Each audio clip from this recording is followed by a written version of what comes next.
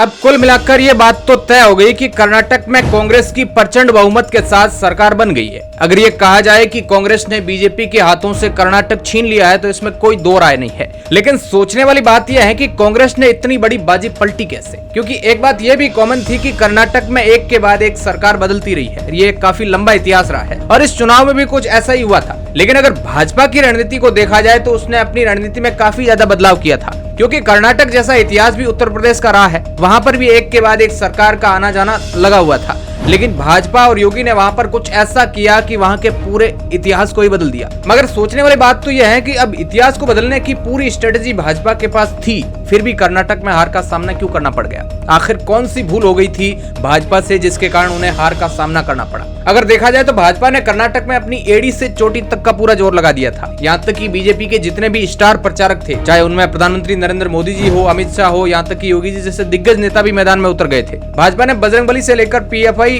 को भी राजनीति में इंक्लूड किया था, लेकिन फिर भी कांग्रेस ने वहां पर कोई नॉर्मल जीत हासिल नहीं की। पूर्ण बहुमत के साथ बिना किसी गठबंधन के अपनी सरकार जो है बनाती हुई वहां पे दिख रही है। इसलिए आज के इस वीडियो में उन सभी कारणों को आपको एक एक करके बताने वाले हैं जिसके कारण से भाजपा को खुद की ही रणनीति के कारण एक बड़ी हार का सामना करना पड़ा। अगर इस हार का सबसे बड़ा कारण देखा जाए तो वह है इनके नेताओं के बीच की आपसी कलह। अब इस कलह का मतलब यह है कि कर्नाटक में भाजपा के नेता अपने अलग अलग नेताओं को लेकर अलग अलग ही राजनीति कर रहे थे। जिस वक्त पूरी पार्टी को एक साथ होना चाहिए था, वे अलग अलग धड़े बनाकर बैठे थे। अगर हम इनके आंतरिक मसलों की बात करें तो इनके सीएम की चुनाव में पहले ही बदली हो गई थी, इसलिए येदियुरप्पा का एक अलग ही गुट बन गया था और एक दूसरा धड़ा जो दूसरे मुख्यमंत्री बने बसवराज बोम्मई उनका बन गया था और तीसरा भाजपा के महासचिव बीएल संतोष का बन गया था। वही चौथा भाजपा के नलिन कुमार कंटिल का था। इसके अलावा भी एक दो गुट और बने हुए थे। अब ये सब नेता अपने अलग अलग गुट में बैठे होने के कारण किसी भी को एक दिशा में चलने का रास्ता नहीं पता था। सब अपनी मनमर्जी से अलग अलग चल रहे थे। अब जाहिर सी बात है जिस मैदान में जाकर उनको लड़ना है और वह भी एक बड़ी सेना से, और सब एक अलग अलग करके जाकर उनसे लड़ेंगे तो उनका हारना तय ही है और अब इसी का खामियाजा पार्टी को भुगतना पड़ रहा है। दूसरा सबसे बड़ा मुद्दा बना भ्रष्टाचार का। हालांकि देखा जाए तो भ्रष्टाचार आज किस पार्टी के द्वारा नहीं होता, हर जगह भ्रष्टाचार करप्शन होता है, लेकिन इस मुद्दे को कांग्रेस ने इस कदर उठाया कि मानो कि यह मुद्दा इनका ही लक्ष्य बन गया हो। इस भ्रष्टाचार के मुद्दे को स्थानीय लेवल पर पूर्ण रूप से फैला दिया गया। आपको पता होगा कि भाजपा के एक नेता के बेटे को घूस लेते हुए रंगे हाथों पकड़ा गया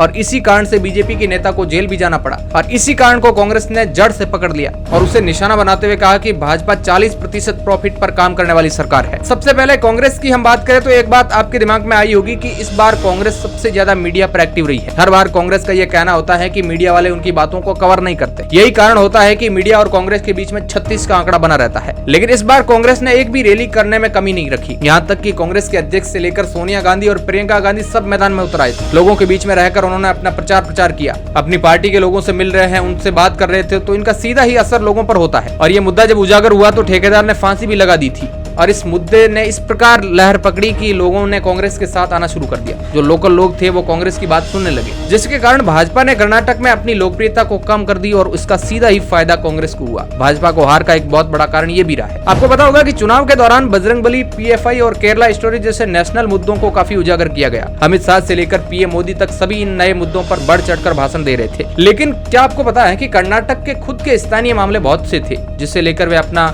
मुद्दा बना सकते थे, लेकिन इस काम को कांग्रेस ने किया। कांग्रेस ने सीधा ही कर्नाटक की नब्ज को पकड़ा। उन्होंने कर्नाटक के स्थानीय मुद्दों को अपना मुद्दा बनाया, जैसे कि नंदिनी मिल्क, राज्य में बजरंगबली के मंदिर बनवाने हो, सब्सिडी देनी हो और इसी में भ्रष्टाचार का मुद्दा। तो उन्होंने गलियों गलियों में जाकर लोगों को बताया और जाहिर सी बात है लोगों को उनकी तरफ आकर्षित होना ही था। एक बार के लिए हम इन सभी को साइड कर दे और कांग्रेस की दी गई गारंटी की बात करें तो उसमें भी कांग्रेस ने बाजी मार दी। दरअसल चुनाव के दौरान कर्नाटक में कांग्रेस ने 5 गारंटी की घोषणा की थी और पूरे चुनाव में अपने कैंपेन में आम लोगों को इन गारंटी के बारे में बताया। पार्टी ने दावा किया कि गृह ज्योति योजना के तहत सरकार बनने पर हर परिवार को 200 यूनिट तक बिजली फ्री देगी। गृह लक्ष्मी योजना के तहत परिवार चलाने वाली महिला को 2000 रुपए प्रति माह देगी। कांग्रेस ने दावा किया कि सरकार में आते ही सभी महिलाओं के लिए फ्री बस सर्विस होगी। युवाओं पर फोकस करते हुए पार्टी ने वादा किया कि वह ग्रेजुएट युवाओं को 3000 रुपए प्रति माह देगी, वही डिप्लोमा होल्डर्स को 1500 रुपए प्रति माह देगी। कांग्रेस ने अन्न भाग्य योजना के तहत बीपीएल परिवारों को हर महीने 10 किलो प्रति व्यक्ति चावल देगी। पार्टी के लिए इन वायदों की घोषणा वोट में बदला, जिसके असर रिजल्ट पर भी साफ साफ दिख रहा है। है। कांग्रेस के इन वायदों की प्रधानमंत्री नरेंद्र मोदी ने रेवड़ी कल्चर कहकर आलोचना की है। इसके जवाब में पार्टी ने बड़े उद्योगपतियों के कर्ज माफी आरोप लगाया और पूछा कि आम लोगों को क्यों नहीं इसका फायदा मिलना चाहिए। वैसे इस हार के पीछे आपको कौन सा कारण सबसे गंभीर लगता है, कमेंट के माध्यम से हमें जरूर बताएं। और कर्नाटक या फिर 2024 के चुनाव को लेकर आप क्या सोचते हैं वो भी